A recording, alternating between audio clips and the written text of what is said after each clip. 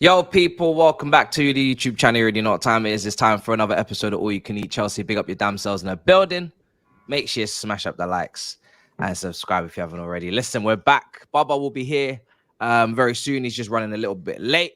We had to get the show off and up. And Younes is back in the building. And I have to say, first of all, brother, welcome back. It's good to see you again. Thank you. We haven't had I'm off the injury list. Bro, you've been out injured on rehabilitation for a while. We haven't had you on here since the 11th of April. We was doing the dates. And the 11th of April, we were in what position in the league? I think we were in 9th. We just drew to Sheffield United, didn't we? So we must have been, I think, about 10th, 11th, something like that. Yeah. Wow. Painful times. This is before even Everton. Yeah, before Everton and Arsenal. Sheffield United. So maybe even lower. That's where I tore a hamstring. And it was looking mad. And then, you know, Potter's trying to get me to play. I'm like, I can't do it. Surgery and all sorts. Now I'm back. And now that you are back, it's literally 360 because, I mean, people are obviously buzzing as they should be with where we are in the league. We're just off the back of a very, very big win last night. And me, I think yourself, I don't know about Miz, but we were basically saying, forget about it, guys. Top 6, not happening. No 100%. Chance. Not won 5 games in a row under this ownership. Not even won 4 games in a row. Not in 2 years. No chance. Can't be done. Give it up. Put it to rest. So I guess I have to begin with those apologies. Those flowers must be given to those people, I guess. Or is it too early? Should we wait till next week? I think 60 is almost confirmed, isn't it? Like, we just need a draw to be 6. We need a draw. I think we could be even more than 60 if Spurs slip up and if we win. So yeah, if they lost to Sheffield United, we need them to lose to Sheffield United, which is a big ask. But look, I want to start with this because I didn't see this coming. I didn't see this coming looking at us. And I wasn't expecting the others to fall in the way that they've fallen. I'll be real. I wasn't expecting United to get battered to Palace. I wasn't expecting... I think we all saw maybe Arsenal beating United. And then last night, I was worried that maybe United wouldn't beat Newcastle. But they went and did, you know. And Newcastle, I thought, would maybe have a little bit of a resurgence. They really didn't. So it's all Tottenham have lost like what 4 out of 5. Yeah, it's just those sort of things all at once. I did not see coming. I'll be completely real. And asking for us to win 4 on the bounce, I didn't see that coming. I still can't believe it's happened, to be honest. No, and it could be 5. It could be 5, and that would mean that we are up there in terms of form with flipping City and Arsenal. So it's incredible. So for those that definitely stuck it out and really, really believed that no, we're going to do it, fair play, absolutely fair play. And as you said, flowers, because I was at a point where I didn't think that we would pick up this sort of form at the same time, the others dropping in the way that they did. I didn't think it would all come together like this, but it has. So huge fair play. And I'm happy that we're in this situation now. So. No, it's brilliant, Miz. I mean, as well, bro. I mean, 4 wins in a row. I mean, when you say it out loud, it doesn't even really sound right. I'll be honest. I'm still quite surprised or shocked that we've actually managed to pull this out of absolutely nowhere, because it wasn't so long ago that we were coming off the back of a 5-0 drum into Arsenal at the Emirates, and it's basically like, listen, just end it, just end it now. I'm losing the patience, I'm losing the will to watch. Just end it, bro. End the season. 5-0 to Arsenal. You know what I mean? They're dancing on our head tops, and we're just getting absolutely pummeled left, right, and center. Like, just call it a day. I can still remember the game so clearly. It wasn't so long ago. It was a few weeks. You know what? It definitely wasn't long ago. And now it's almost the opposite, where we are looking forward. We can't wait for the next match. Like, come on, give me another match. Let's go on. And previously we were like, nah, I don't want to go to the next match. Like, please save me the trouble. But no, do you know what? I don't know if you guys remember. I was saying I think just before when we were starting to play Burnley and all of those teams that I don't believe it, but I'm hoping. You know what I mean? Like I don't believe that we can do something, but I'm hoping. I was saying that surely from all the stuff that we've done in the first part of the season, we're going to rectify. We should be learning from it. We should be rectifying it. And it wasn't happening. We were still dropping points. We're winning the odd ones here and there. We were still dropping points. But I always sort of hoped that, come on, like surely along the way you need to learn your lesson. And look, thankfully enough, this team all of a sudden just clicked into gear. To the point, I don't know about you guys. Yesterday, there was a point when Nkunku scored, and I was calling it all throughout my stream. I fully feel Nkunku's going to score because he looks different. He came on the pitch and he was sharp. He was moving quicker. He was just attentive to everything. His awareness was on the spot. And I was just feeling the entire team, it was a different vibe. And I get it. It's Brighton, who's not been that great in recent times. But it just felt like, what's happened? Like, what clicked all of a sudden here? What switched? I understand few of the players have come back from injury, no problems. But even without some of these players, like, what was the switch? Because I can't seem to put my finger on the fact that, you know how sometimes you can go, you look back and you go, do you know what? It's Villa away. Yeah, second half. Villa away second half. Villa away second half. He changed the system. Yes. Correa, and that's where it all started. It wasn't even the players coming back. Obviously, the players coming back have helped us against Forest and helped us, you know, in this game where we need to take Mudryk off and whatnot. But the system actually changed against Villa. But you know what? Even that, Matisse, like out of nowhere, that change in system, like inverting of Cucurella, like it's not like we saw it in pre-season. That was so long ago. Like, do you remember when Conte lost? He got battered at the Emirates and he changed system. Yeah, but that was so early in the season, though, Matisse. He changed it like after the third game, I think. First 3 games. I think it was the third game. Yeah. It was the third game. I'm pretty sure we were winless, or maybe we had one win after the first 3 games. Yeah. And Arsenal was taking us to the cleaners, and he changed things around. But he did it quick. Whereas Poch, he had the ingredients, but he waited so late. And he tried to justify that, didn't he? He tried to say that it was part of the plan. Like it had to come now, not before, because there were other things to sort out. Yeah, he was saying that players you gotta build the chair before you sit on it. Yeah. I don't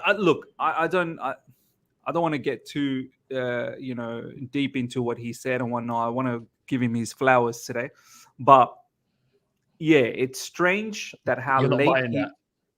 Yeah, look, I'm not buying how he said that. You got to build the chair before you can sit on it. Like, brother, the materials to build the chair was there. You need to build it. The materials were screaming, "Build me!" But look, whatever the case was, he's made that change, and now we are so fluid, aren't we? Sometimes we're inverting, sometimes we're not. We're looking very good. I want to say, I think there's a combination of things here, because there is the change of system, and that was key in terms of unpredictability. Other teams not sussing it out. Cucurella I don't know. He's turned into flipping Maradona in that role. It's mad, but there's. But I think there's other things as well. I think there's other things because alongside that change of system, I think there was also the importance of Cole Palmer. We got battered when he wasn't there against Arsenal, and that was painful beyond belief, right? He's come in, and every game you can just see that there is a reliance on Cole Palmer, but he executes it so well. Alongside that, I think there is an increase in confidence. I think the pressure that is on Pochettino towards the end of the season has also played a part in terms of him having to come up with solution. I think players that have also come back, like Nkunku, that have slotted in pretty well, Reece James, that came in clutch for that goal against Forest. I think there's a combination of things that have come at the same time. Chalobah's huge. Chalobah's huge. Chalobah coming in for Disasi has just made a big difference, man. Big difference. Huge. So I think Pochettino and that system change is key.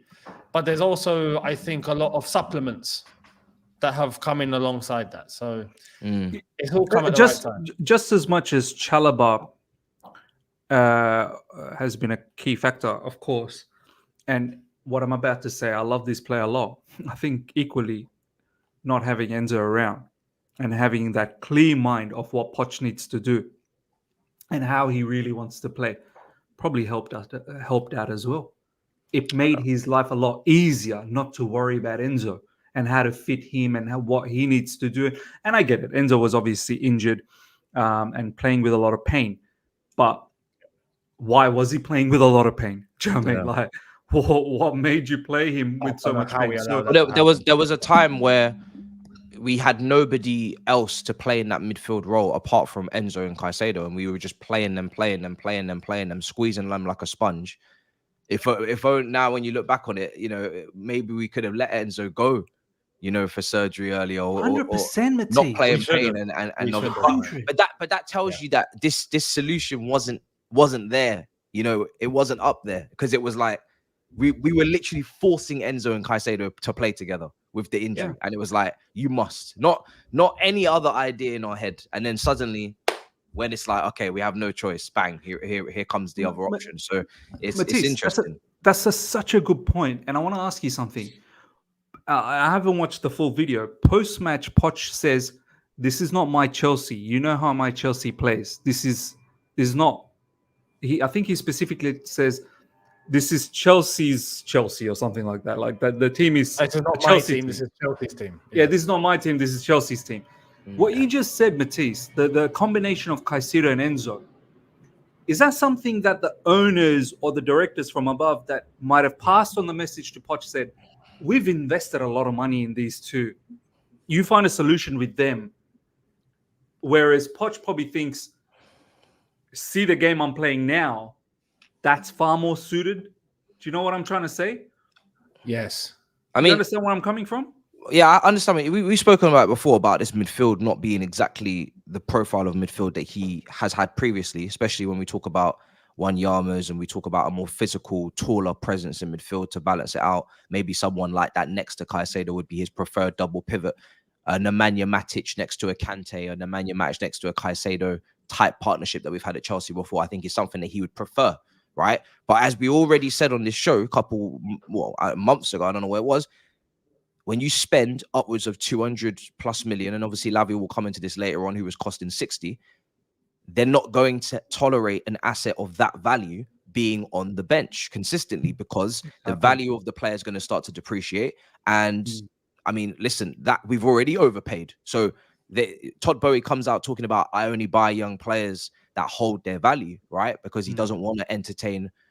Well, he did previously entertain it with Aubameyang and Sterling and Koulibaly, but now obviously Bali's in charge. They don't want to entertain older players where values will fall on high wages, which is obviously Lukaku as well included in that. He's still at the club. High wages has been dropped to 180, I think, now from the 320, but still, thankfully.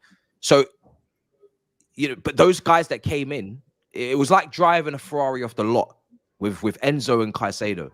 Ferrari off the lot. As soon as you drive, as soon as you put your foot down and come out of the lot, bang, the value's already dropped because we've overpaid. And to get that value stable and to maybe get it back up, they've got to perform. So it's non-negotiable, and we already knew this. Now I'm not. Now that I know Enzo's been playing with an injury for that long, I'm not as fearful as I was, because now the performances or the lack of consistency in that midfield is making more sense. So I want to see what a fully fit Enzo Fernandez can do with Pochettino. I think they have to meet in the middle. I think when people are saying Enzo's like slow and he can't keep up, I think they're far away from reality. I think when people are saying Poch will not be able to accommodate him whatsoever, or he can't, I think that is too far from reality. They're going to have to meet in the middle. Of course, Enzo's going to have to run a bit, but at the same time, Poch is probably going to have to drop, you know, drop the hustle and bustle a bit.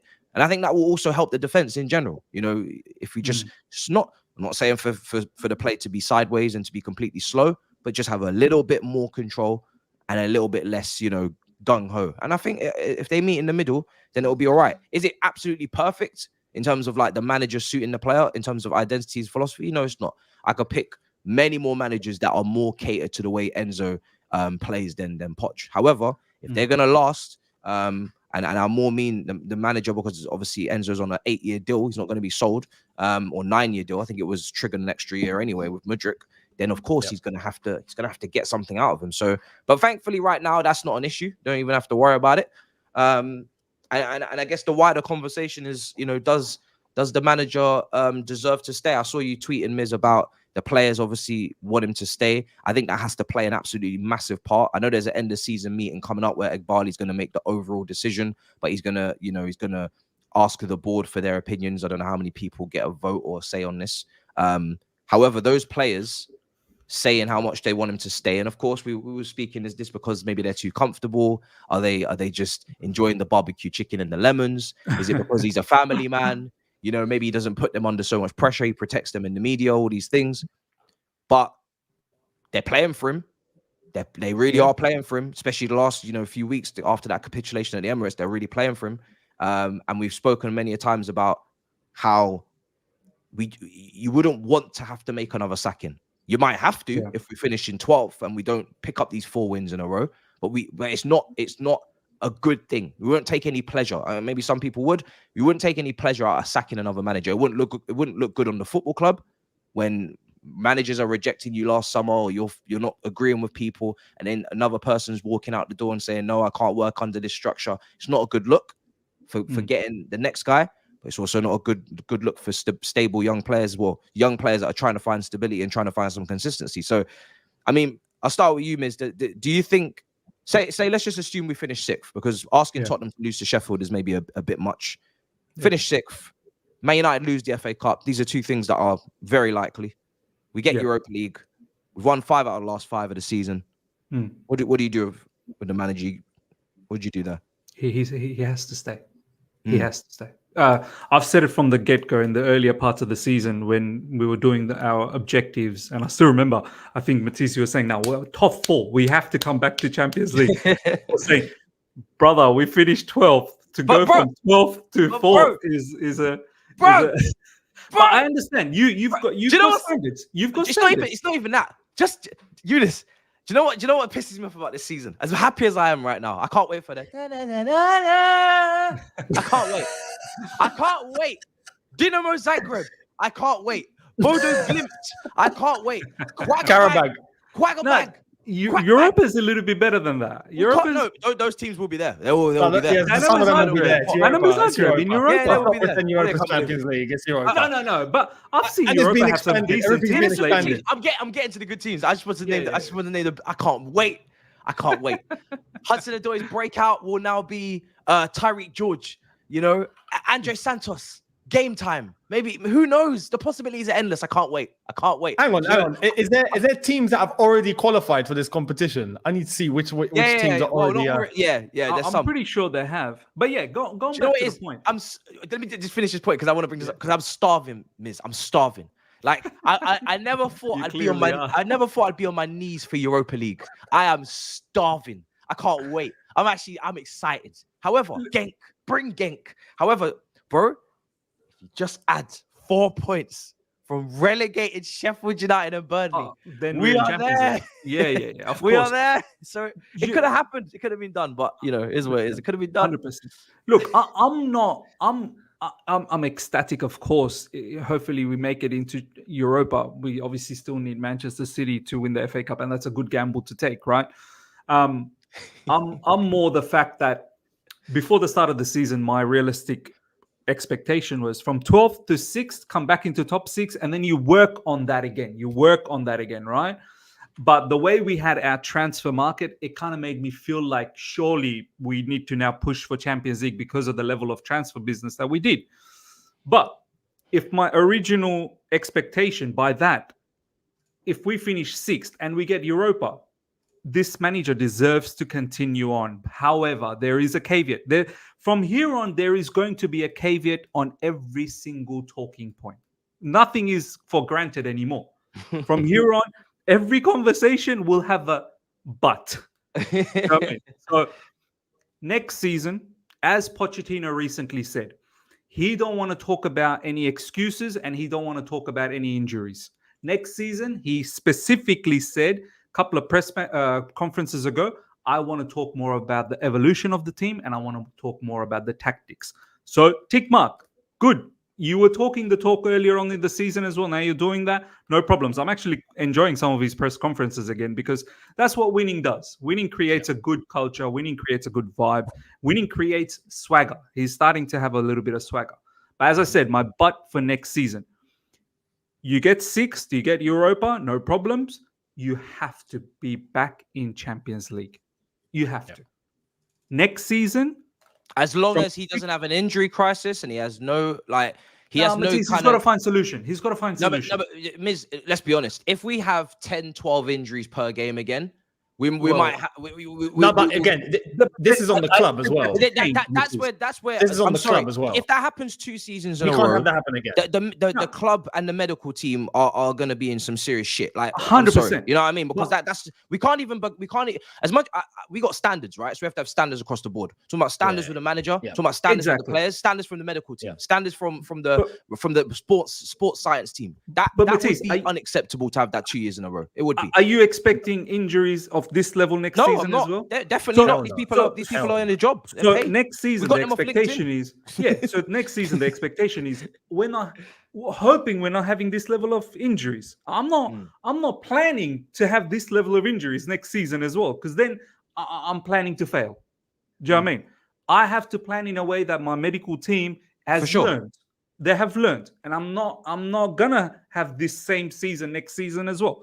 So on that point, I need to get back into Champions League, and then only the brother keeps going. From here on, Poch stays on the basis of merit.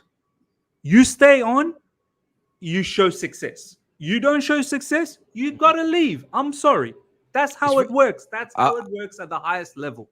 I really want to see us take that competition seriously as well. I think in the group stages, you can obviously play your whoever ends up staying that can't make a loan or whatever, right? Because we've got 6 places. You mean Europa? You're talking about Europa? Yeah, I don't want to see us giving players to lower league, Premier League clubs and then wasting 6 months of their career again. You know, let's manage this properly this time and not let Andre Santos literally, piss around in Forest with a massive squad and a massive intake of players every year. But listen, let me just show you what we went through.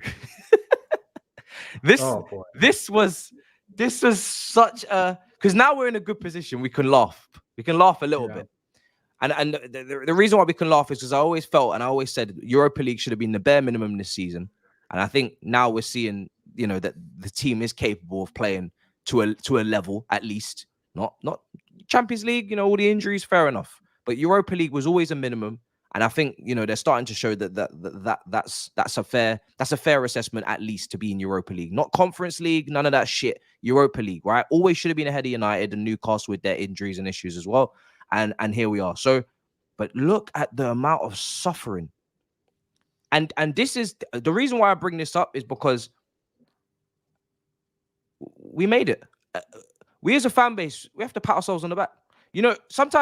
Sometimes a lot people say it's got toxic this season. I disagree. I don't think it's got that toxic. I'll be honest. I think for looking at this on screen right now, I don't think it's been that toxic. It's actually been a lot of conversation most of the time. Yeah. What should we do next? What should we do here? And rightly so, because there's no way the whole fan base can be expected to stay calm with these positions all season. It's just not possible. It wouldn't happen at any other big club. You want to know why? Because over here, there are bare baseline expectations of we Chelsea Football Club here. Let's actually pull our finger out our ass. Even with the issues, even with the injuries, we have 100%. To find a way to achieve 100%. Some sort of results. We can't just be dwindling in 10th, 11th, 12th. And now we're 6th, and we've managed to beat teams that we are expected to beat. Expected to beat Brighton. Expected to beat Forest. Expected to beat Tottenham at home. Right? Now that we've actually handled business, look where we are. Because in this table that we're in this part of the table, it doesn't take much to get up the league.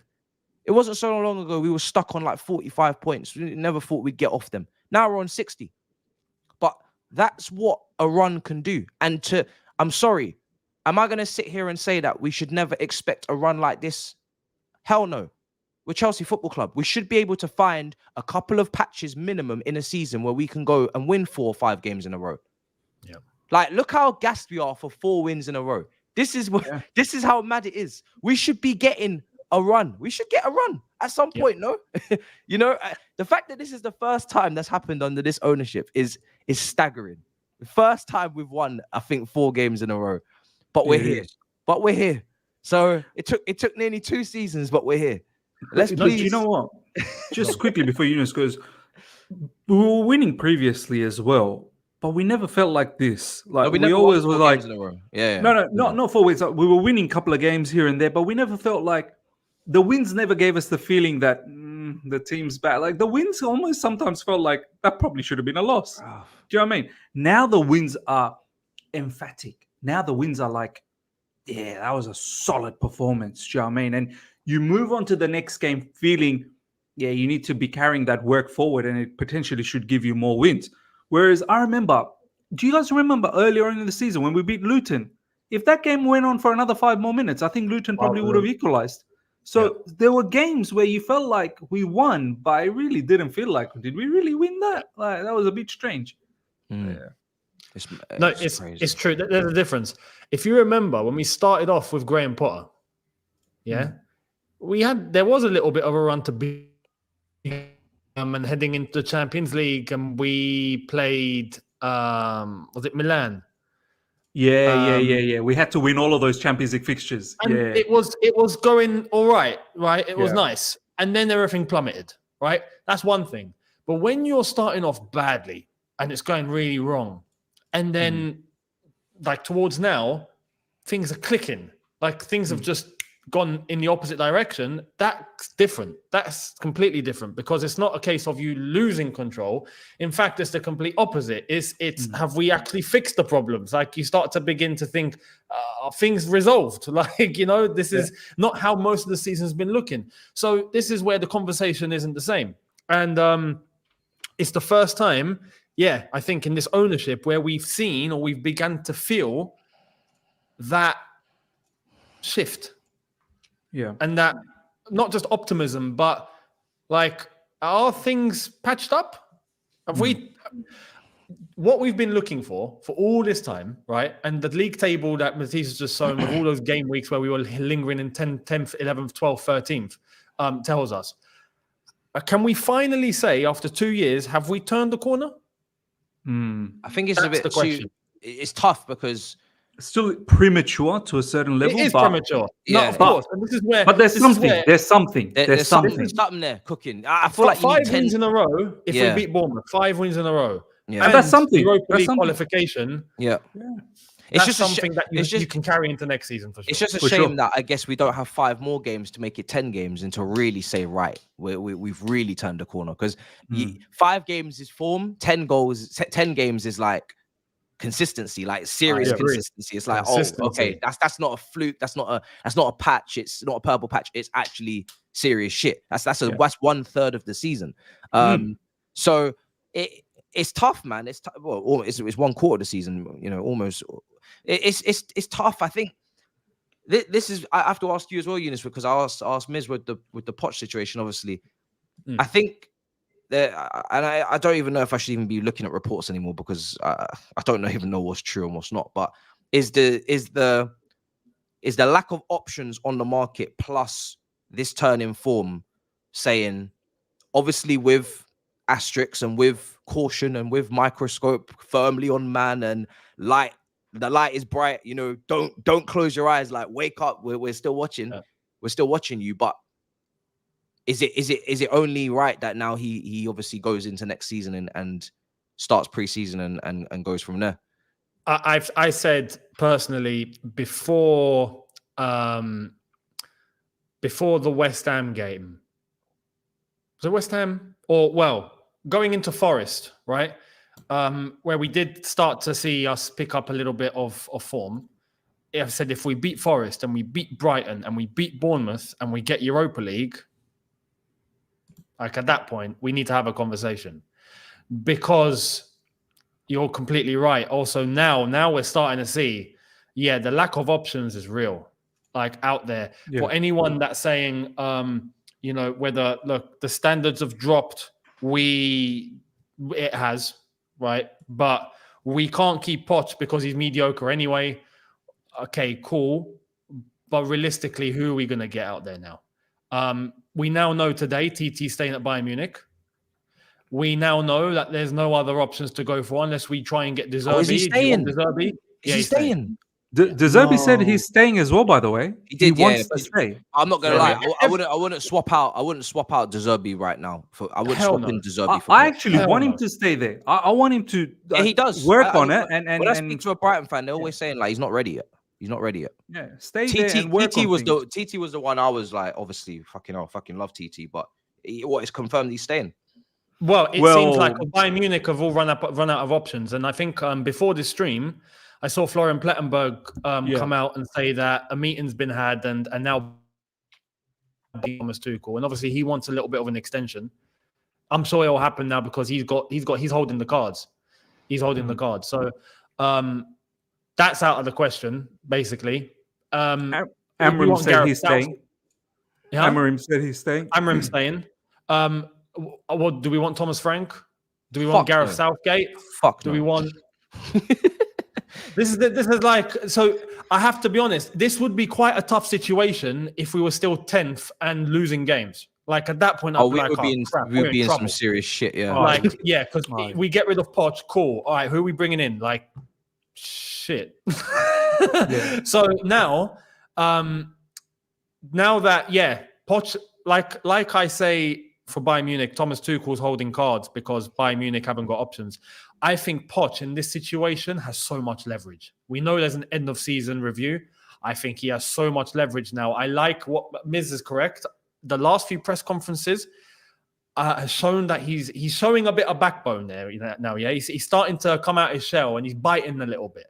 I like that. Cool, because in this job you need to have some of that. You need to. Now, if the players are completely behind him, if we're playing well, if the results are coming in, then he's going into that meeting knowing that there's no other option and going, listen, I've got my cards on the table now.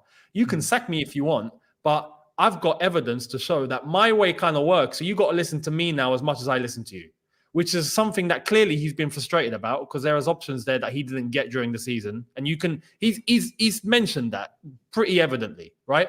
So if this is the case now and he goes into next season, cool. Just don't bend over again. If he just holds that same swagger as it's been described and he has the team behind him and we're getting results, then there's no reason why not to keep him right now, especially with the lack of options. So, and you know what, Younes? I like the fact that it's not just him saying, if you want to sack me, sack me. It's more like, you may want to keep me. I may not want to stay. Do you know what I mean? Exactly. He's flipped it. Yeah, absolutely. But then he flipped it back. He flipped it back. Did you see? Sure. He flipped it back. But I like that about him, that he said, wait a minute, all these media is painting a picture like as if I have zero say in all of this. Like, it's all whatever they want. How about, am I happy or not? Like, who wants to ask me if I'm happy?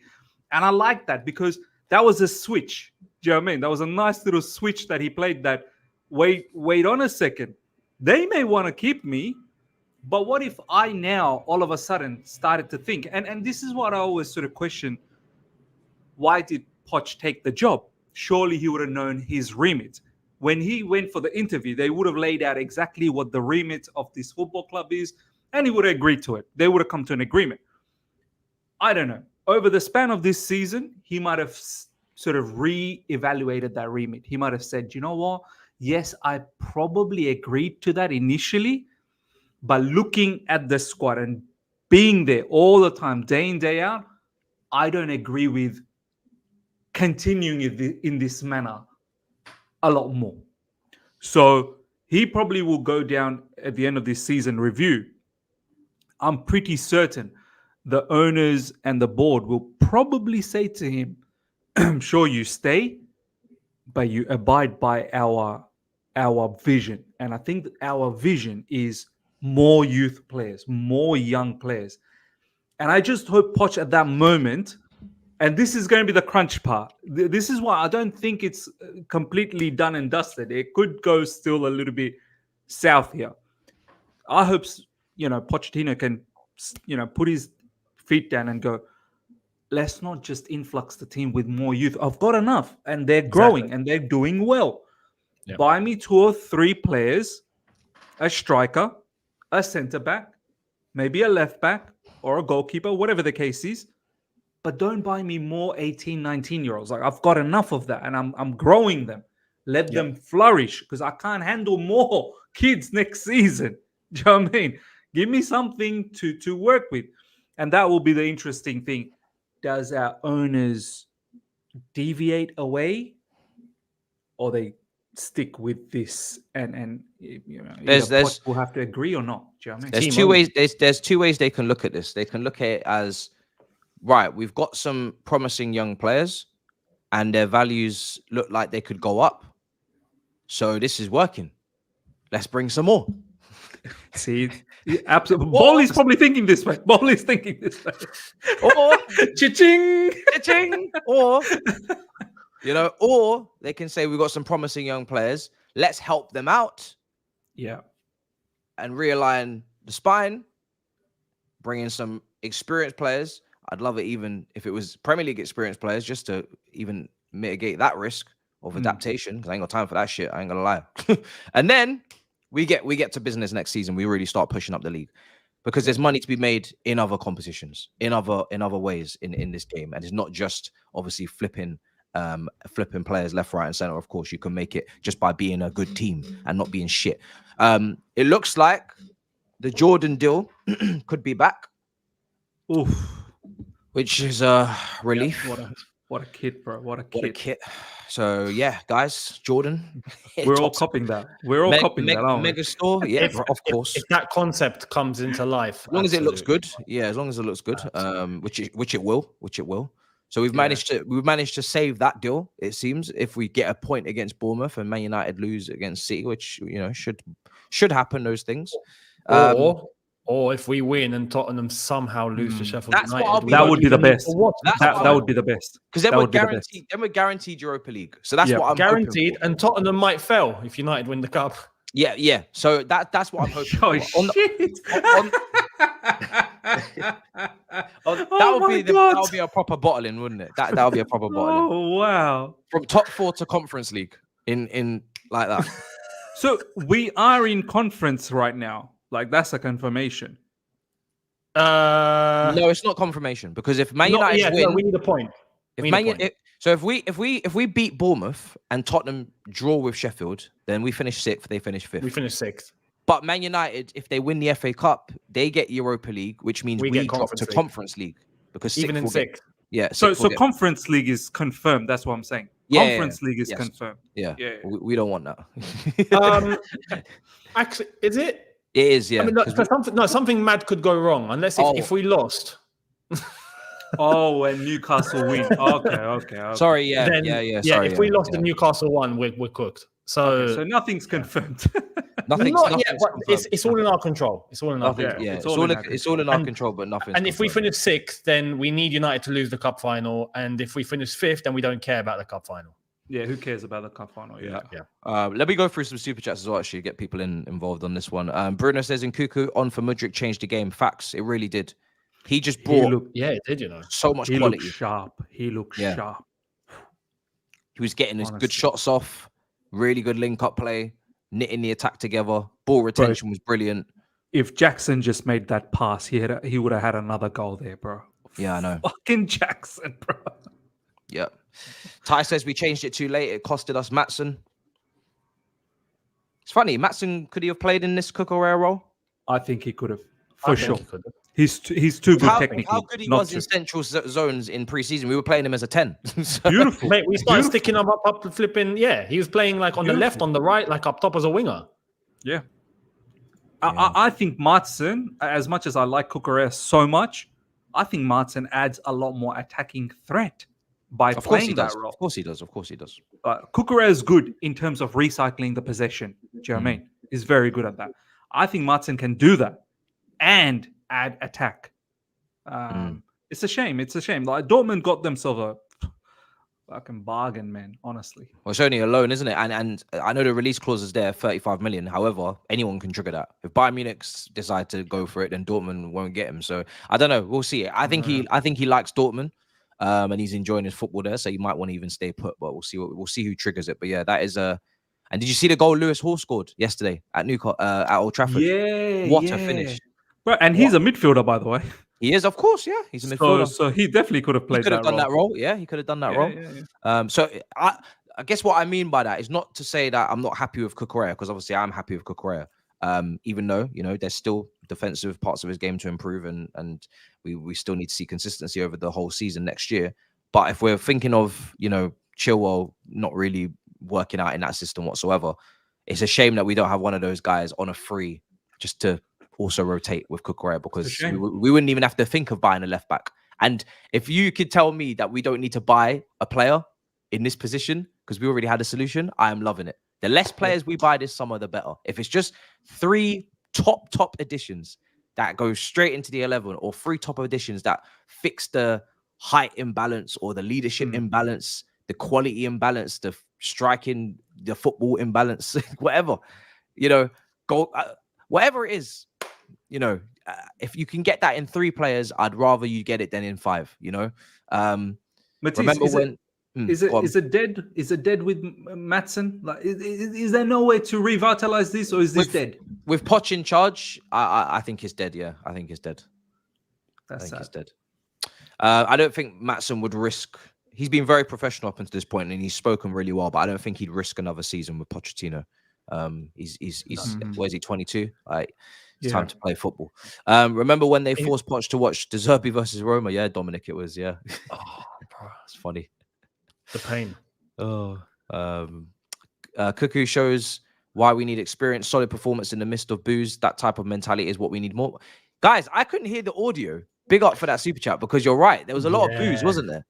Yeah, I couldn't hear audio, and then I went back and I watched a little bit of the highlights, and there was one piece of play for our second goal.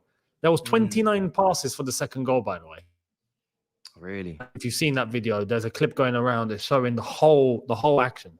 Every time Caicedo, Cucurella got the ball, and this is minute like when we got the second goal, like 60 odd something minutes, just booze. Every time they touched the ball, booze. So they handled that well. Both Cucurella and Caicedo handled it very well. I think Caicedo's been brilliant recently, man. Like I remember when we were going after him, and I was just like, I know we're overpaying. I know this price is disgusting. And Miz was like, should we just back out? And I was like, bro, I'm sorry, we must. we must. But like, the price tag is never going to be good. It's never going to be a good fee to pay. I'll be real. Like 150 million is hazard money, isn't it? That's what Real Madrid paid. That's what it is. I'll be honest. It's hazard money. However, he's a damn good player, man. He's a damn good player, and I'm so glad that he's ended the season on this note, because people they had their pitchforks ready. Why did you sign him? He's a bum. He's no good. And I'm just like, I can't wait for this guy to click into gear. I can't wait, and the same shit will happen with Enzo Fernandez. I have no doubts. There's certain players I have no doubts about. I have no doubts about Lavia. That's Joe Shields. As long as it's just the injuries. You know what I'm saying? If he just gets over the injuries, it's same with Wesley Fofana as well, to be honest. Like, there's certain players that I've actually seen too much quality from them in the Premier League already to deny them of their destiny, bruv. Reece James, stop getting suspended. You put a big damper on my evening, but I'm over it now. You know what I mean? Reece James, Wesley Fofana, Lavia, Caicedo, Enzo Fernandez. There's maybe a few more, maybe in Cuckoo as well, if he stays fit. There's a certain pool of players. Palmer now goes into that. Gusto goes into that. There's a good 7, 8, 9 players that I'm like, I know you guys are good players. No one's changing my opinion. No one's changing my mind. I know what I've watched. The only thing that can go wrong for you is either injuries, or you don't recover from your injuries to the level that you were at. But apart from that, I know what I've seen. So if you can get those guys playing to the level that I've seen them play at, then you ain't got a problem, man. You ain't got a problem. But easier said than done. Easier said than I done. want to say with Caicedo as well. There's a lot of balance in that midfield now. You can see that he's not having to focus so much on the dirty side of the play. He's got a lot of space and he's able to roam and he's able to really get into his gear. Whereas, and we go back to that whole Enzo point, and we now know why Enzo was playing the way that he was playing, but there was no balance there, at all. Is there a point of adaptation maybe for both of them? Yeah, perhaps. And Caicedo is showing now that he's really getting into it. Yeah. But yeah, it's gonna be interesting going into next season how it's all gonna try and fit and glue together, because we got to remember there's Lavia that we got to try and bring into this team. It's gonna be interesting. This is why we need Europa League. How it all goes. Yeah, this is why we need Europa. Yeah. But the thing is, now that we have Europa, it's not done. Be calm, Matisse. Relax, chill, shut the fuck up. It's not done. If we get Europa League, now it's 2 games a week. Now it's Thursdays and Sundays. And now it's Lavia. Can you do 60 minutes versus Bodo Glimt? Because Was that a Swedish team? On Thursday, it's Lavia and Andre Santos in a partnership, whilst maybe Okuchukwu's out on loan. I know Strasbourg want Andre Santos back, but you know how much I love Andre Santos. Maybe it's Andre Santos next to Lavia against Bodo Glimt. Then on a Sunday, it's Caicedo and Enzo. Have you taught her Chelsea chance yet? Yeah. Not yet. Have you?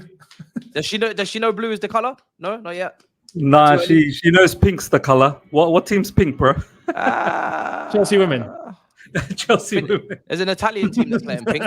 There's an Italian. Oh yeah, yeah. Well, Palermo, I think. That's it. Yeah, Palermo. That's it. Yeah. So, yeah. Listen, that's why it was needed, because we're not going to go off the assumption that we're going to have a bench full of unknowns. We're going to go off the assumption that we have, at most 4 injuries at a time, and that means there's a bench, and that means there's options, and that means people got to play. So, yeah, man, into Miami as well. So yeah, it's needed. It's needed. Someone said North London is pink. Oh, because when you mix Arsenal misery with Tottenham misery, it makes pink. Okay, I love it. Yeah, brilliant. Love it. Imagine we get synced for United, kick us out of Europa. Listen, I don't want to think about this. Yeah, I don't want to think about this. Nah, Man City, surely not. I've trusted Man City so often. Surely I trusted them on Tuesday. Yeah. I can trust them again. I keep trusting Manchester City, man. There is no way Man City's finishing the season without that FA Cup. Like, can you imagine what a dampener? Is the FA Cup the final? Yeah, of course. FA Cup's the last game of the season, right? Like, obviously, yeah. There is no way Man City's finishing the last day of the season and without a trophy. Ten Hag yesterday at Old Trafford was trying to rile up the fans in his last Old Trafford speech, and he was going, "We're gonna bring the cup. We're gonna bring the cup to Old Trafford." Listen, Man City, you have the greatest opportunity here to just add one last mudding on his head. Yeah, one last one. That would be poetry. Forget about bringing the cup. First, bring the roof. Your roof is broken. Your roof's leaking. Fix the roof before you bring the cup. Mate, the roof's leaking, the away dressing room is leaking. I mean, they've got all sorts of Younes, of it looked like a waterfall. I don't know if you saw it looked like a waterfall. Like, a lot of people were saying Niagara Falls. Like, Old Trafford Falls. The theatre of dreams, the theatre of waterfalls. That was a beautiful, lovely waterfall, bro. Nice. People could go under it, take a quick shower. Do you know what I mean? All sorts. Beautiful. That's embarrassing, bro. Wow. It's very accommodating, to be honest. So refreshing. Can anyone hear me? No? Yeah, something happened to your audio, Matisse.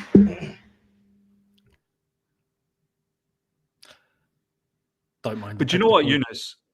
If we do, I was just telling my live stream chat yesterday, if we do, hopefully we end up getting Europa. I want to go to one of the fixtures, I really do. I've already told my family, everyone, like, I really want to go to one of the Europa League fixtures. You want to go to, let me try and read some of these countries. You want to go to, if Rosenborg in... You know what I would love the most, Younes? I would love if we get pitted with a Turkish team. I would love to go to Turkey. Oh, if we get pitted with like a Galatasaray. or a Fenerbahce or a No. They're playing Champions League. Both of them are playing. Which Turkish teams are going to be in Europa? Turkish, you Besiktas. could get Maybe Besiktas.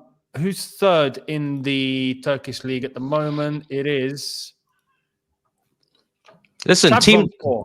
Yeah, Thabz on four. teams drop from Champions League anyway. Bring them in. You know, bring. Oh yeah, Matisse is right. Bring- Teams No, drop from not Champions anymore. League. Not anymore. We're gonna miss the first year of Oh. format change, isn't it? Yes. New yes, format. Yes, The new format. Teams don't drop means that anymore to Europa. If you get eliminated, you're eliminated in whatever competition. You're done. Game over. Game over. yes. That's harsh. Which is Let good. them- Is good. It's a good thing. Let them dummy test. Is Europa League still same format? Yeah. No, everything's. I think everything's all the competitions. I think have a new format. Oh, brother. So If I'm not that's- mistaken, I think they all have a new format. So if you're coming, by the way, is it 4 teams in a group or is it like a league way of how? What is the format? It's a league phase. The league. Oh, It's a league so no phase. more four teams in a group. It's a league phase, and then round of 16, and then the rest is normal. Oh, so you play more games. It's league Yeah, phase. play So more you games. play more League phase. games. Okay. You have- I think there's 8 match days in this league, so everyone will play 8 games instead of instead of 6, like it normally is. It'll be 8. I would love it if we get pitted with a Turkish team. I would love it if we get pitted with a Greek team. I would love to go to Greece, Athens, Panathinaikos, one of those, mad holiday destinations. Cyprus, maybe Cyprus, maybe Nicosia, or are they in Europa? they might be. Yeah, the first qualifying round, anyway. What's another really nice Europa place to go to? Kilmarnock in Scotland. Bro, F that, bro. No one's going to Scotland, bro. Don't land. What's Don't going land. to Scotland, bro? Don't land. Don't land. What about Greece? Give me a Greek team. Yeah, Greek team, Turkish team. I heard Czech team, like Czechoslovakia is a nice place to go. Czech Republic, that's a beautiful place to go, apparently. Italy, Czechoslovakia, you're old school. Portuguese. Bring. Yeah, Czechoslovakia. Bring. Yugoslavia, yeah? Yugoslavia. Yugoslav. Czechoslovakia. Oh my god. That just shows my age, doesn't it? That tells we know you're old now. I was like, what word is he saying? Czechoslovakia, bro. I said, which word is he saying? That's a word I'm not gonna attempt. No, but lads, there's Thabz, Kazakhstan. Let's do that. would you got like honestly? I'm. Why down, are we like, planning trips? We ain't even there yet. Let's chill. Let's chill. I God forbid we go to Conference League. We're doing way too much, and I swear, if egg is on our face, it's not gonna be a good look. All right, FOG music. If the owners decide to do something that will harm the club, Poch has shown that he will go along with it. This was and still is my reason for Poch out. I hear that in terms of like he does need to have a bit more of a backbone and say no and demand. Hopefully he just does that behind the scenes. You know, he doesn't have to do it publicly and cause a big rift. But you know, the thing is the last person that did that was Tuchel, and look what happened to him. So you know, he's gonna have to. Unfortunately, with these people, you know, if you bite back, it doesn't tend to end too well for you. But yeah, hopefully he does stamp down his authority a bit in the meeting and says, "Listen, I've got you what you wanted. It's not been easy. Here's why. Medically, also the blend of players you gave me. Not to say they're not talented, as I've always said, it's not that the scouts can't scout. It's can they squad build? And is that them or is it the ownership? I don't really care who it is, but one of them need to understand that you can't just keep dumping youngsters at people's doorstep and expect consistency. And if you're not expecting consistency, then you're not trying to go to where we need to go, which is to the top, because we can't just keep recycling and reviving young players or redeveloping young players. We're not Dortmund. Do you know what I mean? We're not everyone's going to make it as well. That's the reality of it. Also, like, yes, of course. When was the last club that produced youngsters after youngsters after youngsters? Who are we producing for? Are we producing for ourselves? Or are we for Real Madrid? Are we producing for ourselves? If we're producing for ourselves, I would like to see the end goal, which means, you know, pick your people and double down and invest on them, and then let's see what they become. But don't keep double dip in the chip, bro, because you're never going to get anywhere. You're just going to start killing off everybody.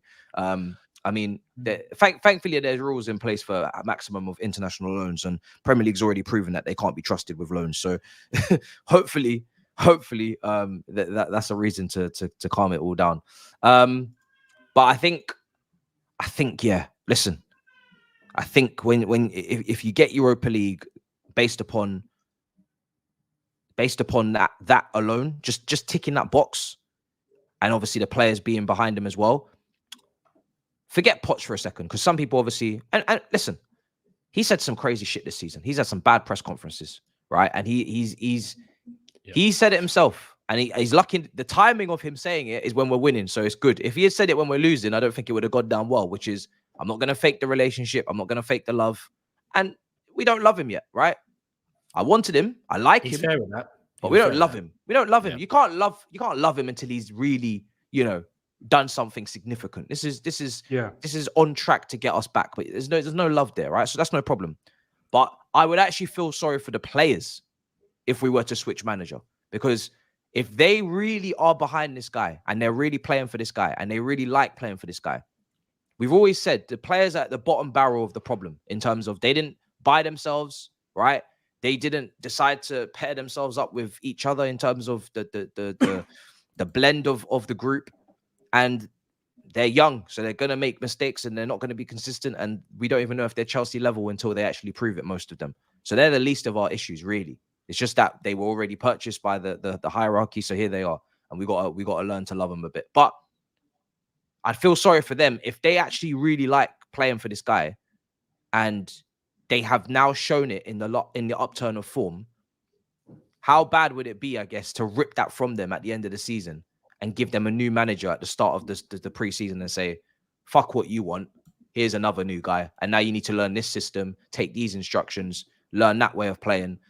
Again, if this was Chelsea of old with Terry and Lampard and Drogba and Cech and Ivanovic, you can switch managers like this because that dressing room ran itself. They got their leadership. They got their qualities. They're world-class. Switch the managers as much as you want. We don't give a damn. But these guys are young. They do need stability. And now we've got to a point where we don't have to make the change. It's not, we must. Some of you will feel like we must. Fair enough. I ain't gonna, as I always say, everybody have their opinion, But I would feel a bit bad for the players if we did that, especially if they don't want that. Because, they're the ones we need to perform at the end of the day. They're the ones that need to pick up the results. They're the ones that need to win games.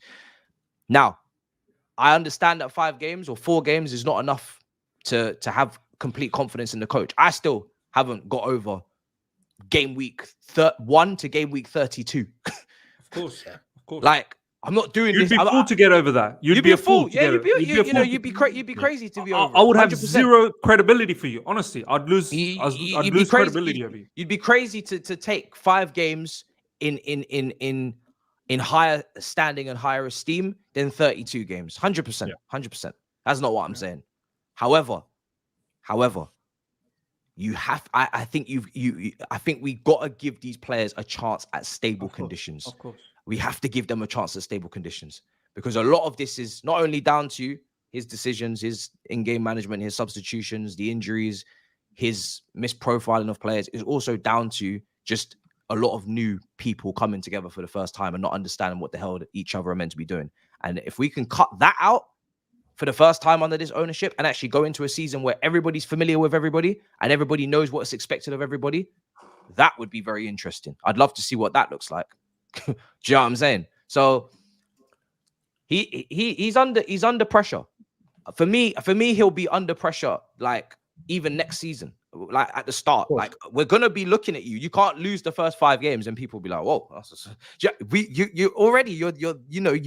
must from get go." That's why I said caveat. You have a caveat. Got to start. We got to start well. We can't start this way again. We can't be going into. It's not a free hit. It's not a free hit. It's not. No, can't be in 10th, 12th. No, like they've got to build on this. You got to continue this. But I think, like I said, for the players, I think it'd be a bit unfair that they've shown this fight, they've shown this consistency, they've shown this unity. They're fighting for each other, they're tracking back, they're scoring goals, they're looking better in defense. And then we just say, rip it all up and bring them whoever. If it's an Inzaghi or a Thiago Motta, I personally don't think those guys are. I don't think Inzaghi's attainable anyway. I don't think they would come anyway. I think they'd rather stay in Italy. Thiago Motta's going to is he he's joining Juve, isn't he? Yeah. That's done. Yeah. It's not realistic. But to make them start from scratch, because that's what we'd be doing effectively. Yeah. And all the good work that some players have done in terms of they built up some sort of credibility with Poch or some sort of quality that he's seen, and he's like, right, I'll give. You know what? When you bring in a new manager, everybody starts from zero again. That's what most managers say. They all start from zero again. You need to prove to me. You need to prove to me. Some of these players have been working in the last few weeks very hard to prove that they should be starting next season, or they should be going from a player that didn't play to a bench player, or a bench player to a starter, or a start. To rip all that up and say, right, fuck everything you did last season at the back end means nothing. Fuck that. We're going from zero. I don't know. Yeah. I think it might be a bit demoralizing for them personally. I think it would be a bit of a kick in the teeth.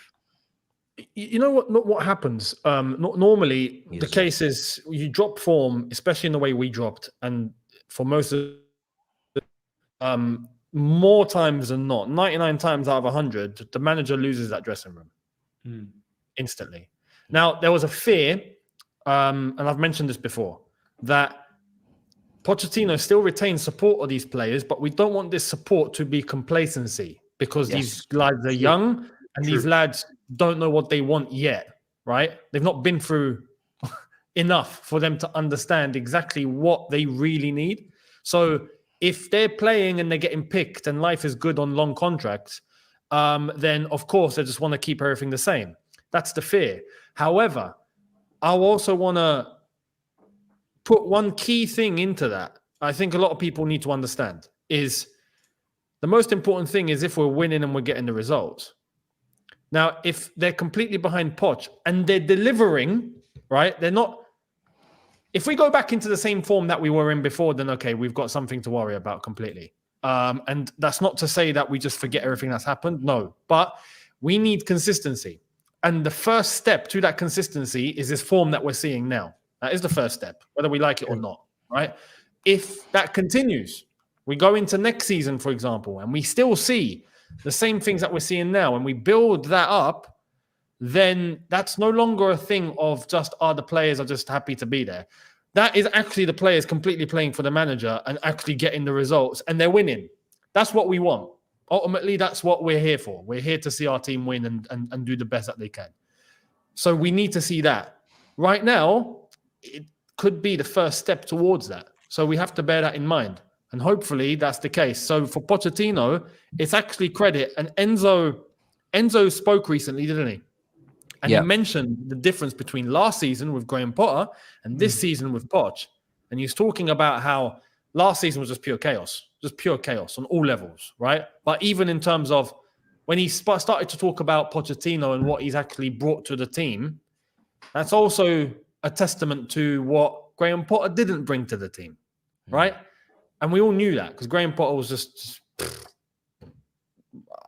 not even just too nice. It goes beyond that. But anyway, there is some level of connection here between Pochettino and the players, and it has to translate into results. We could be seeing that now. We could. So it has to be and you know what? I'll just add to that what you just said, Younes. I know we sometimes sit here and I've said that, it's on Poch to make sure that we get to the Champions League football next season, because this is the industry. You got to, in order to prolong in your job, you got to keep winning. Success gives you more time. But similarly for the players, if the players are coming out publicly, we've heard Enzo, we've heard Cole Palmer, we've heard Chukwuemeka, we've had many players come out this season publicly stating, we like this manager. So it's on the players as well. Yeah. If you don't want the manager to be sacked and you really like this manager to stay, you equally need to help him out to keep his job, because he can't do it all by himself. He can lay out the foundation, he can lay out the plans. You need to go out the next season and you need to execute. You don't want this manager to be sacked, you must execute. Because if you don't execute, you best believe no fans will want to be 10th, 11th, 12th next season, and have another surge at the end and get to Europa League. No, next season, Champions League. Progression. Champions League, for sure. Oh, There's no, no next two ways season, about there's no it. excuse next season, man. By No, I'm not accepting anything less. By November, December next season, if we are lingering in 9th and 10th, Kalas. Yeah, man. That's it. It's over. No, we're not doing this again. We're not doing this again. No, Wait till the 36th, 37th game week to see all this. No. To see good football. No. Good this season. Nah, next season from the get-go, from day one. But you know that's the type of pressure that happens at big clubs. Like you're playing for Chelsea. If you don't want that pressure and you don't want that expectation, then there's many teams to go and play for. Of course. Where you can be like this, up and down and round and round. If you want to, if Bournemouth is there, what do you can't believe? Wolves is there. Crystal Palace is there for you. You know, if you don't want that pressure and that expectation, and maybe someone's just heard what Mrs. said and thought, oh, that's a bit too much. Oh, that's a bit bold. There's other clubs. Yep. You come in as an ownership. You come in as an ownership, right? We accept that it's a difficult changing of the guard. There's been mistakes made. There's been a lot of money spent. But 3 years into your project, you should put us back minimum where you found us. Yeah, put 100%. Us back where you found us, which is in the Champions League. You found us in the Champions League. Put us back in the Champions League. Yeah. And don't forget the cherry on top. Little trophy as well. Don't give a shit which one it is. But again, next season I will be asking for another trophy. This is the bare bones. This is what being a big club is. If you don't want to do those things and you don't look to do those things and you don't start the season thinking of those things, you quickly don't become a big club anymore. Quickly, you may as well become, you know, a used to be, a has been. Yep. So 100% we go again for a trophy. 100% we go for Champions League. But what will you guys think if it comes in the form of Europa and say the league is underwhelming? Is it just Champions League any means possible, any means must? Doesn't matter how. Yeah, win the Europa League and get Champions League. Yeah, I don't mind that. That's a trophy and Champions League, so that's fine. But at the same time, we can't be finishing 9th. Oh, we won the Europa League. It's okay. Like yeah. Like, that's what I was asking. Yeah, the thing is, there has to be. There's no excuse. Look, we've had everything that we've gone through this season and last season, but this season as well, right? And we're in the conversation heading into the final day to possibly even finish 5th, right? And that's with everything we've actually gone through. There is no excuse to not be in the top 4 next season. No excuse. No, and I ain't taking. 2 years into this project, right? Going into a 3rd year, we need to get Champions League football. And if we don't, it's a failure. End of story. At the same time, I want to up it as well. I want to say going into the season after, we got to be in a title challenge. Oh, for sure. Title challenge. Top 4 next season and title challenge the next. Because if anyone wants to talk about projects, that goes exactly in line with Arsenal, for example, doesn't it? How long have they been with Arteta? It's exactly the same. Okay, cool. Then we'll go down that route. I don't care. Next season has to be top 4, and the season after has to be a title challenge, and then we're back where we belong. End of story. If that's not the case, we failed. Done. Yeah. And honestly, any fans in the live chat that think this is ludicrous what we're talking about, I'm sorry, you're not with it. I don't know how you are actually visioning the project. The project is meant to have a progress. So last season we finished 12th. This season we're hopefully finishing at least 6th, 5th, potentially 6th. Progress, but we rectified it right at the end. Let's be honest. It wasn't really progress from the beginning of the season. We rectified it right at the end. Next season, no rectifying right at the end from the beginning. I don't want to hear game week 1 if certain players are a little bit lethargic, this, that. No. The best of the best teams play from pre-season.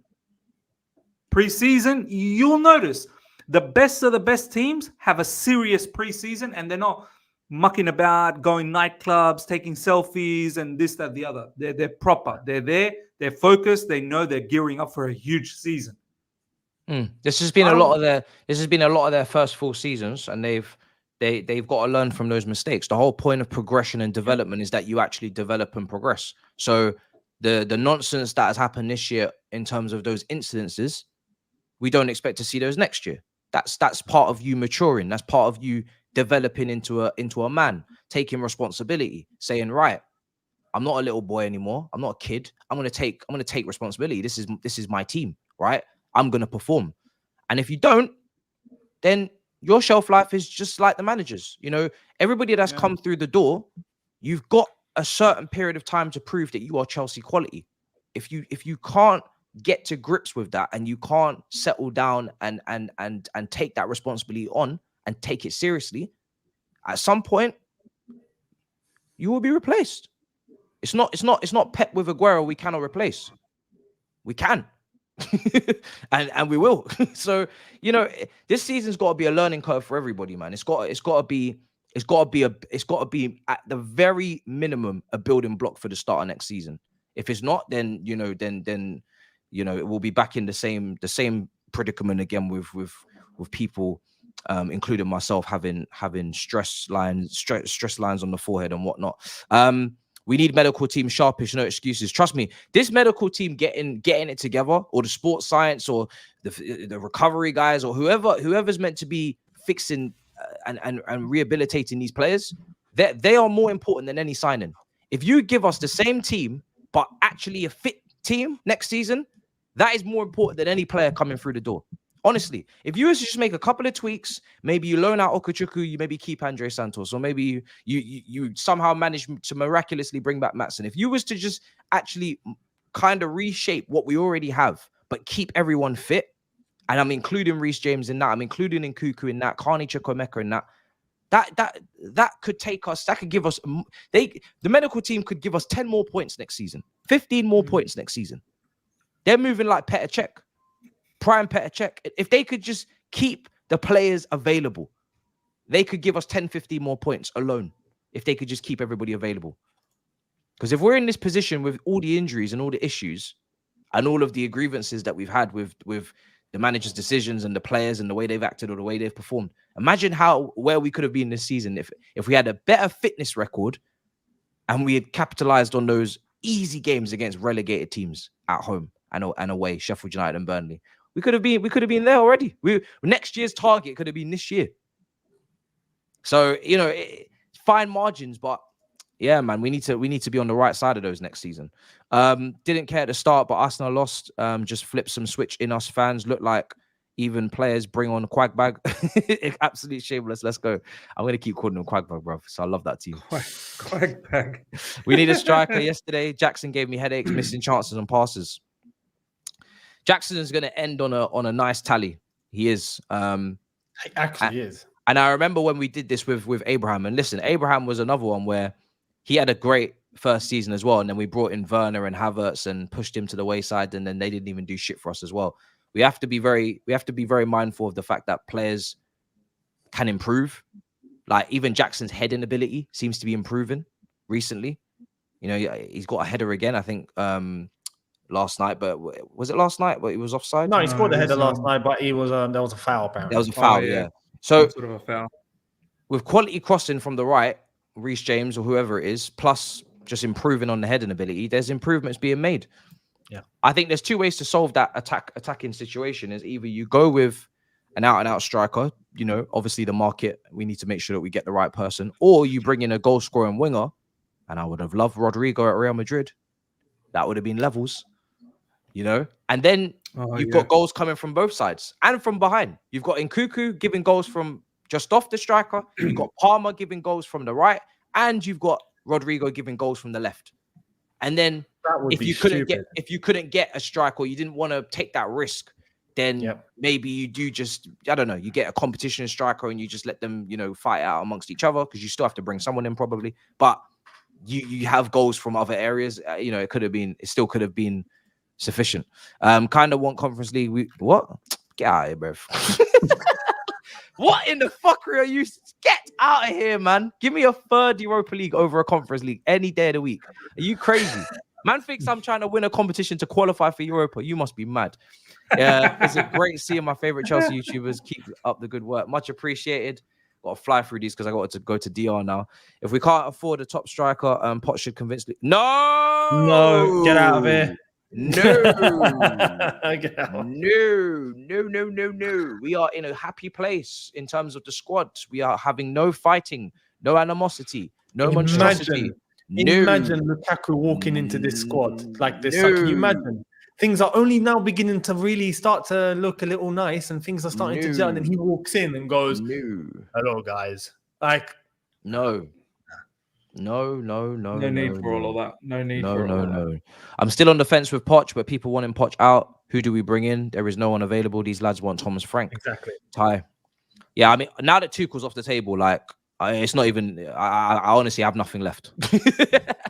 Yeah, I have nothing left. Like, I'm not gonna lie. You can even though the squad doesn't suit Tuchel, you can always convince me of a Tuchel return. I'll be real. I don't need a lot of negotiations for that because I just love that guy. And I love the way he fit in with Chelsea and just understood the culture of the club and the way he was willing to die for this club. Like, the guy was the embodiment of Chelsea. He was, and I know Liverpool fans don't like it when I said this, but he was our like Klopp in a way, in terms of someone that represents your club so much, that loves your club and you love them. He was gonna be our Klopp. If we had continued maybe under the previous regime, they looked like they enjoyed working with him. Maybe they were about to settle. Maybe they were about to settle down after all these years of flipping and changing managers. He liked working with Petr. He liked just being a coach, and they do the recruit. It could have been a marriage. It really could have been. Without the sanctions, you just never know. Without Lukaku coming in and smashing up the whole place, smashing up the gaff, you never know. Obviously, he had his kryptonites, his weaknesses, his issues that I didn't like with certain selections for preseason and all. But I'm just saying, obviously, even Klopp has fucked up in the transfer window before with some of his decisions. Apparently, he wanted Younes and he wanted Szoboszlai. So nobody's perfect. Nobody's perfect. But that was like club and manager come together, and yeah. I mean, that banner alone, you know, everybody knows, man. Look at the size of that banner, man. It weren't no joke. It weren't no joke. Him scrapping with Conte against Tottenham. Yeah, come on. Plus trophies as well. I loved it. Yeah. So, yeah, man. Yeah, but it is what it is. Maybe one day. Poch is the new Ranieri. Do you know what? If he does a Ranieri, then, you know, that means he's done everything I've kind of expected him to do just before someone else comes in and finishes off the job. So you want to give Poch his players and the keys. Then if he fails to sack him and keep the squad, SMH just sounds like Man United. No, you don't ask Poch to recruit the players. You ask Poch for the profiles, and the scouts go out and get those profiles. That's always been the way. That's always been the rules. Poch is not a scout. You know, you're not a scout. You just got to actually consider him in your recruitment. Otherwise, why are you judging him off of another person's recruitment? This is it. It doesn't mean neglect. It doesn't mean neglect what he actually wants. It means take on board what he wants and actually listen and go out and get what he needs. Exactly. I don't think, for instance, what he wants is Washington. No. Just a hunch. I don't think he wants Washington to back up Jackson for the second half of the season. That's a hunch, though. I might be wrong. If we're in Europa, we need to make it 3-3. Facts. Thoughts on Osimhen? No, I never wanted him, Kingsley. I never wanted him. Not at that price, and I'm not even 100% sure on the player. So now, there's actually another Nigerian striker that I prefer, and his name is Boniface. I'll be real. Griezmann, if the wages aren't too high, I can't see that happening. He's at his club. The age is too high. Yeah, his club. It is too high. That's his club. And to be honest, we don't really need like any of those type of players anymore. People are talking about Dybala, Felix, Griezmann. Get me strong, physical leaders like that are gonna just rectify the spine. I've got enough of my flimsy flares. I've got enough Palmers. I've got enough Maduekes. I've got enough Nkukus. I've got enough Enzos, Caicedos. I've got enough flimsy, fragile, flamboyant players. Bring me my fucking giants, bro. Bring me my set piece merchants. So when we come up against Arsenal next season, we're not getting folded on corners. Bring me my mentality monsters with the quality on top. Yeah, real men. Yeah, you know what I'm saying? because like balance, bruv. Balance. This is not a futsal team. But we gotta wrap up because I gotta go to DR. Miz, let the people know where to find you, bro. It's been a pleasure. It's been a fantastic episode. Good to have Younes back. Good to have the team back. Obviously, we're missing Baba. Hopefully, he can be there in the next one. The other side of the coin, we've got one more game left. One more Chelsea game left, but we'll try and cover, obviously, Champions League final, this, that, the other. Some interesting games coming up. But yeah, the other side of the coin, subscribe. There you are, guys. And Younes, pleasure to have you back, brother. Let the people know where to find you. Yeah, much appreciated. Much appreciated, man. It's been good. And yeah, we look forward to wrapping up the season. I'll be sure to keep up the content with Chelsea and everything else that's happening. And then going into the final day, there'll be the watch along and we'll do all of that. And then the FA Cup final and the Champions League final to look forward to as well. So that will be how it all wraps up before we divert all attention to the Euros. So, Euros. Oh, well, there you are, people. It's good to be back to winning ways. I know it hasn't been every week, it's felt like big gaps in between the shows, but we are back now. And I'm just glad that we're back to winning, man. Jesus, that was rough. By the way, Matisse. Yes. In the Big Six, you're back in the Big Six now. So you can actually go in with a bit of a swagger and say, hey, I'm going to make that I clear. belong. I'm going to make it clear. I'm going to make that clear. Yeah, I belong. I'm going to make Say that you clear. want to revoke your place on the mid-six. Do you know what? Let me dunk on their head top a couple more weeks. Yeah, let me dunk on them. All right, fair. Let me dunk on them, man. I won't be there next year, but let me dunk on them real quick. All right, guys. Big up. See you guys next time. In a bit, people. Peace. Big up.